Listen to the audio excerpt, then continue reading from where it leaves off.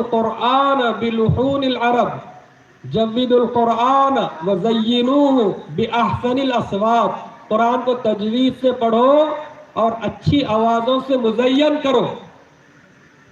اچھے میٹھے انداز میں، عربی لہجے میں، خوش الہانی کے ساتھ پڑھنا یہ بھی اس کا ادب ہے، حق ہے.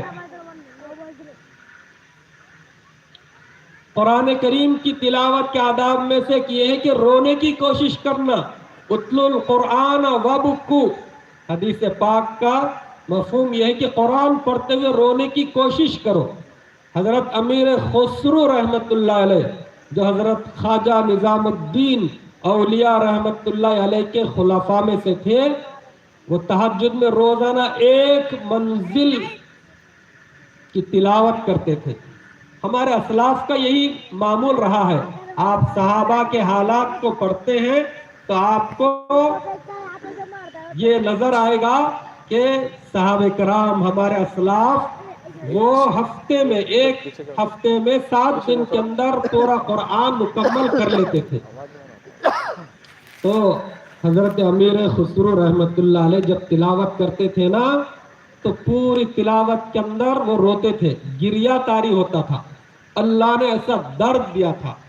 ہم بھی تو کوشش کریں کہ قرآن کی تلاوت کرتے ہوئے ہمیں رونا آئے، ہم مزے لے کر پڑھیں، اور قرآن پڑھتے ہوئے ہم دل کے اندر نور کو محسوس کریں.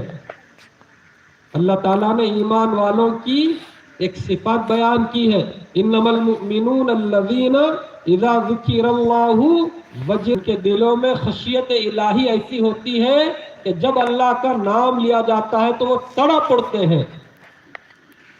یہ ایک صفت ہے میرے بھائیوں، ہم بھی اپنے اندر ڈیولپ کریں کہ اللہ کا جب نام لیا جائے تو ہمارے دل تڑپ اٹھے. حضرت ابراہیم علیہ السلام بکریاں چرا رہے ہیں، ایک اجنبی آدمی وہاں سے گزرا، اس نے تعریف کی، سبحان الملک القدوس، سبحان ذی العزت والعظمت والہیبت والقدرت والکبریاء والجبروت. حضرت ابراہیم علیہ السلام ٹھہر گئے. یہ کلمات سن کر کہنے لگے کہ بھائی، تم نے کتنے پیارے انداز میں میرے رب کا نام لیا ہے، ایک مرتبہ پھر ان کلمات کو دہراؤ. اس نے پوچھا کہ کیا دو گے؟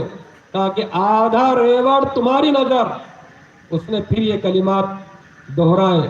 حضرت ابراہیم علیہ السلام پھر اس سے فرمائش کر رہے کہ اور ایک مرتبہ ان الفاظ میں میرے رب کی تعریف کرو. اس نے پوچھا کہ کیا دو گے؟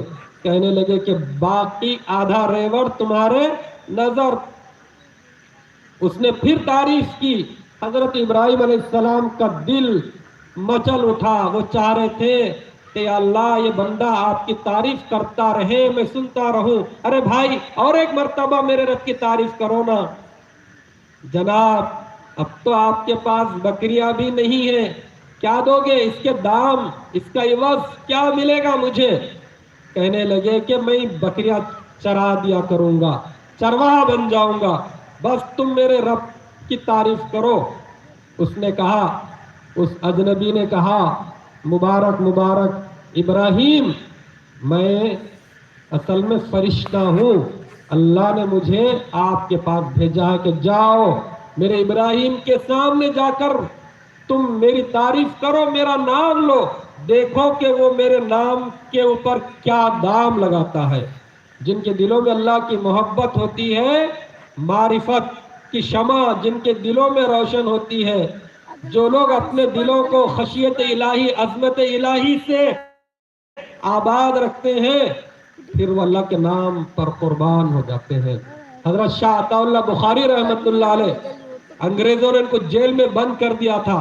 لکھتے ہیں 1930 سن 1930 کا وہ واقعہ لکھتے ہیں کہ میں عشاء کی نماز کے بعد اپنی بیرک کے اندر، جیل کے اندر قیدیوں کو جہاں رکھا جاتا ہے، جس کوٹری میں، اس کو بیرک کہتے ہیں، عشاء کے بعد میں اپنی بیرک کے اندر سورہ یوسف کی تلاوت کر رہا تھا. آواز سے تلاوت کرتے کرتے تھوڑا وقت گزرا تھا مجھے یوں محسوس ہوا کہ کوئی